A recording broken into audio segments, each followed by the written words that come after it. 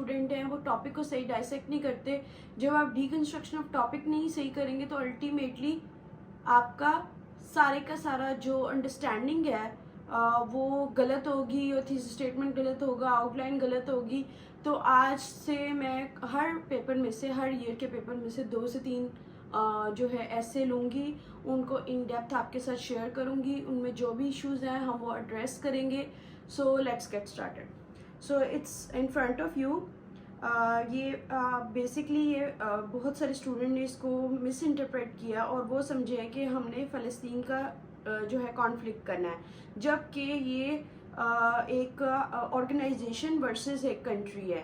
तो हमने उन दोनों के कॉन्फ्लिक्ट को बताना है कि इशू क्या है और उसको कैसे डाइसेक्ट करना है।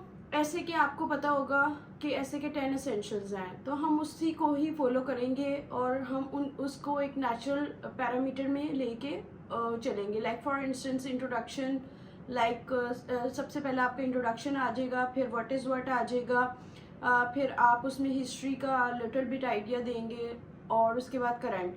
ये आपका फर्स्ट पार्ट ऑफ ऐसे यहाँ पे कंप्लीट हो जाता है। जहाँ तक बात रही सेकंड पार्ट की, उसमें आप स्टार्ट करेंगे establishment of fact, and this is the most important part, क्योंकि अगर आप एस्टैब्लिशमेंट ऑफ फैक्ट में कोई मिस्टेक करते हैं, आर्ग्यूमेंट गलत देते हैं, तो आपका पूरे का पूरा ऐसे ही रॉन्ग कंसीडर होगा। बिकॉज बाकी पार्ट्स जो हैं वो स्पोर्टिंग डिटेल्स हैं। एग्जामिनर को इससे कोई फ़र्क नहीं पड़ता कि आपने कितनी अच्छी हिस्टोरिकल बैकग्राउंड दी है, आपने कितनी अच्छी सजेशन दी हैं। What he is more interested कि आपको आर्ग्यूमेंट्स सॉलिड, रेलिवेंट, कंसाइज लिखे हैं या नहीं। That's the most important.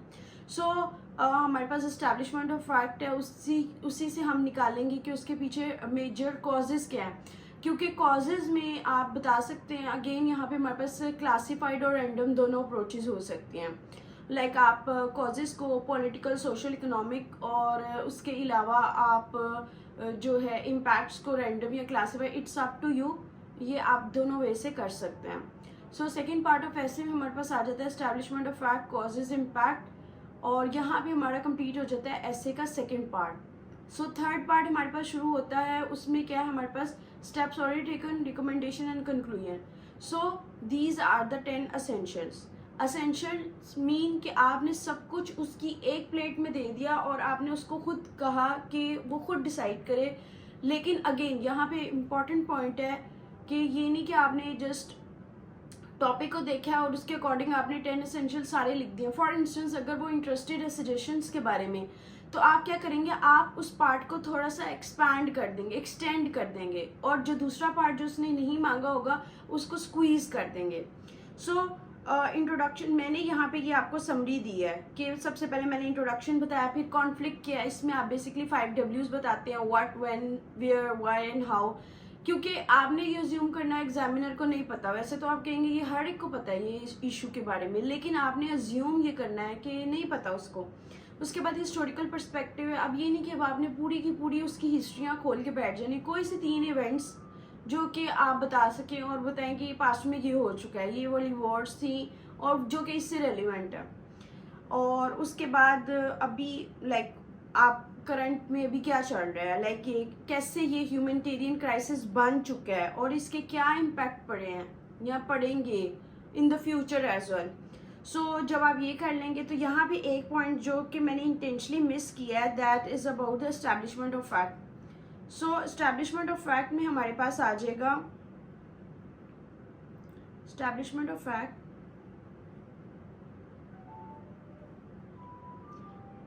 Establishment of fact ये बेसिकली आर्ग्यूमेंट्स हैं, क्योंकि ये मोस्ट इम्पॉर्टेंट था, मैंने आपको बताने के लिए, डिफ्रेंशिएट करने के लिए यहाँ पे छोड़ दिया। अच्छा, उसके बाद हमारे पास आ जाएगा लाइक हम अगर if we continue it with the causes के बाद हमारे के इसके जो है पोटेंशियल जो है कॉन्सिक्वेंसेस क्या हैं। क्योंकि सिर्फ बात ये नहीं है कि आप उसका कॉज बता दो, जब उन कॉजेज़ पे वर्क नहीं करेंगे तो उसके पोटेंशियल कॉन्सिक्वेंसेस क्या हैं वो भी हमें डिस्कस करना है। और अगर इससे रिलेटेड कोई ऑलरेडी स्टेप लिए जा चुके हैं जो कि ऑब्वियसली लिए गए हैं, बहुत सारे डिप्लोमेटिक टॉक्स, टेबल टॉक्स वगैरह हुई हैं और उसमें रहा है, and then suggestion and conclusion. मैंने क्या किया, मैंने फॉर योर ईज और इस लेक्चर को स्क्वीज करने के लिए, टाइम शॉर्ट है, तो हमने क्या किया, मैंने सारे पार्ट्स को आपको पॉइंटर्स के फॉर्म में दे दिया। So let's start with introduction. Introduction में हम डिस्कस करेंगे, आपको ओवरऑल व्यू बताना है कि आप ये क्राइसिस बेसिकली किस बारे में है, एंड देन आपको ये बताना है how it has been converted into humanitarian crisis, because जहाँ भी ह्यूमन इन्वॉल्व होते हैं वहाँ पे जो है उसके रिpercussions या बहुत ज़्यादा उसकी जो लाइबिलिटी है वो काफ़ी बढ़ जाती है। सो हमने उसके इम्पैक्ट्स बताने हैं पॉलिटिकल और ग्लोबल लेवल पे, क्योंकि ये एक इसका एक इशू नहीं, एक क्राइसिस की वजह से एक रिजल्ट नहीं आया, एक इम्पैक्ट नहीं पड़ा, तो हम उसको इंट्रोडक्शन में जस्ट 1-2 लाइन्स बताएंगे, और अल्टीमेटली हम बताएंगे कि इंटरनेशनल ग्लोबल पावर्स में क्या रोल प्ले किया है कॉन्फ्लिक्ट को रिजॉल्व करने में, क्योंकि अगर तो वो कंट्रीज इतने सुपर ऑर्गेनाइजेशन इतने ही स्ट्रॉन्ग होते तो उन्हें किसी और की हेल्प नहीं चाहिए थी।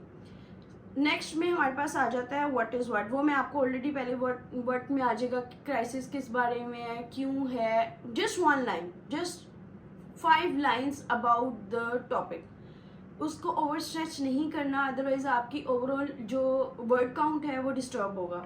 फिर हिस्टोरिकल इवेंट आ जाता है। हिस्टोरिकल इवेंट में हम बताएंगे कैसे इमर्जेंस ऑफ हमस हुई, कैसे ये टेररिस्ट, कुछ लोगों की नज़र में ये टेररिस्ट ऑर्गेनाइजेशन है, कुछ की नज़र में ये फ्रीडम फाइटर्स है। It's all about the perspective, it's all about the angle, और हर एक कंट्री की डिफरेंट स्टोरी है और उसने उसको डिफरेंट वे से कवर किया है। सो हमने उसको उसके अकॉर्डिंग देखना है, एंड देन उसका क्या रोल है रीजन में।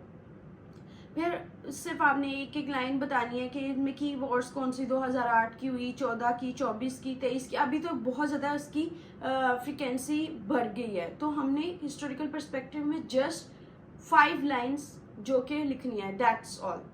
अच्छा, उसके बाद अगर हम डिस्कस करें कि ये करंट स्टेटस में कि ये क्या इसका क्राइसिस और ग्लोबल इम्पैक्ट क्या पड़ रहा है, तो आपने बताना है कि कैसे ये सिविलियन की कैजुअलिटीज़ हैं, कैसे इसकी वजह से डिस्प्लेसमेंट ऑफ पीपल हुई है, लोगों को उनकी जो डे टू डे लाइफ है ऑर्डिनरी पर्सनस की वो कैसे इम्पैक्ट की है, और कैसे उसकी वजह से डिस्ट्रक्शन की वजह से वहाँ पे रोड्स, होम्स, हॉस्पिटल, सारे का सारा इंफ्रास्ट्रक्चर जो है वो डिस्ट्रक्ट हो गया है। और मोस्ट पर्टिकुलरली जब आपके इंफ्रास्ट्रक्चर ही नहीं रहा तो उसकी वजह से एक हेल्थ क्राइसिस आए हैं, वहाँ पे बहुत ज़्यादा पॉवर्टी है, वहाँ पे लोगों के पास खाने के लिए कुछ नहीं है। उसके बाद जो बॉम्बिंग हो रही है, जो इंजर्ड पीपल है और बहुत सारे लोग मर भी रहे हैं, अटैक्स हो रहे हैं, तो वो आपने इस वाले पार्ट में कवर करना है। अभी ये करंट स्टेटस है। उसके बाद ये आपने ऊपर बता दिया, इसको एक्स्ट्रा स्ट्रेच नहीं करना कि ऑर्गेनाइजेशन का, सुपर ऑर्गेनाइजेशंस का क्या रोल है। और अल्टीमेटली मोस्ट इम्पॉर्टेंट थिंग, जिन लोगों ने, जिन चिल्ड्रन ने, जिन ह्यूमंस ने वॉर को अपनी आंखों से देखा है, उनका एक साइकोलॉजिकल इम्पैक्ट पड़ता है, तो क्या इसकी वजह से क्या रिजल्ट आता है। सो उसके बारे में हम बताएंगे। ऑब्वियसली फिर आपको पीछे रूट कॉज भी बतानी, रीजंस, रैशनल्स जो हैं क्यों हैं। सबसे पहले तो ये एक टेरिटोरियल डिस्प्यूट है, सारी बात लैंड की है।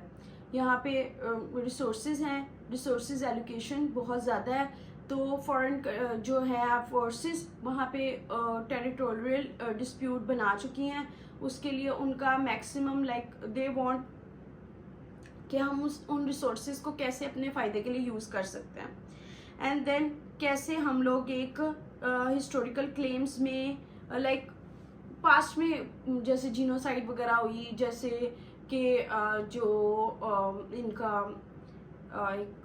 एक मोस्ट इम्पॉर्टेंट इवेंट था, it just kept from my mind, historical claims में वो काफ़ी ज़्यादा हाईलाइटेड है।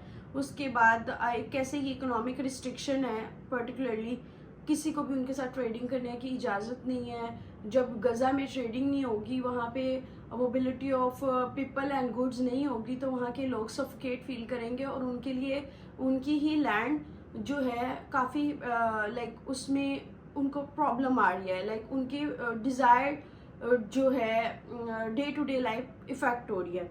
उसके बाद हम यहाँ पे मोस्ट इम्पॉर्टेंट डिस्कस करेंगे कैसे ये पॉलिटिकल, सोशल, इकोनॉमिक फैक्टर्स हैं, इसके पीछे क्या वजूहात हैं, क्यों इकोनॉमिक ग्राउंड्स पे उनको रिस्ट्रिक्ट किया जा रहा है, इसी तरह से क्या उसका इन्फ्लुएंस क्या पड़ा है, क्यों रीजनल पावर्स ईरान और आपके जो यमन नियर बाय कंट्रीज़ जो हैं उनका क्या डायरेक्ट इंटरफेरेंस है और क्यों है।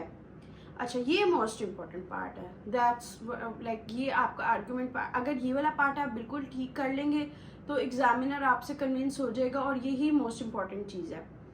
इसमें हमारे पास आ जाता है एस्टैब्लिशमेंट ऑफ फैक्ट में कि हम सिलेक्टिव अप्रोच है। लाइक ग्लोबल पावर्स क्या करते हैं, मतलब एक जो मिडल ईस्ट कंट्री के साथ उनका ट्रीटमेंट डिफरेंट है, जो अगर वो वही ट्रीटमेंट एक डेवलप कंट्री के साथ डिफरेंट है। तो ह्यूमन राइट्स की वॉयलेशन बहुत ज़्यादा रैम्पेंट हो रही है। तो उसकी वजह से क्या हुआ है, ग्लोबल पावर्स को चाहिए कि एक मॉडरेशन। हाँ, अभी तो हम फैक्ट्स बता रहे हैं, करना क्या चाहिए या नहीं करना चाहिए ये बात की स्टोरी है। अभी हम ये बता सकते हैं कि सिलेक्टिव अप्रोच फॉलो की गई है। सेकेंडली, एज डिस्कस बिफोर के डबल स्टैंडर्ड है, इंटरनेशनल लॉ इन्फोर्समेंट के डबल स्टैंडर्ड है। एंड देन मीडिया बाइस है, सही है। उसके बाद हमारे पास आ जाता है कि कैसे पावरफुल लॉबीज़ हैं और वो इंटरनेशनल पॉलिसीज़ को, जो कि खुद ही इंटरनेशनल लॉ हमने ही बनाए हैं, अब हम उसको खुद ही फॉलो नहीं कर रहे। और जो इंटरनेशनल पावर्स हैं वो अपनी लॉबिंग में अपने आप को उन्होंने उसमें बिजी रखा हुआ है, क्योंकि उनका इंटरेस्ट है, एज यू नो, वेस्ट के पास रिसोर्सेज हैं, ईस्ट के पास रिसोर्सेज है, वेस्ट के पास टेक्नोलॉजी, और ये सारी एक रूट कॉज है ओवरऑल जो वॉर्स और ये जो पीस नहीं है वर्ल्ड में, उसके पीछे। उसके बाद हमारे पास आ जाएंगे कि क्या हमें चैलेंजेस फेस करने पड़ रहे हैं।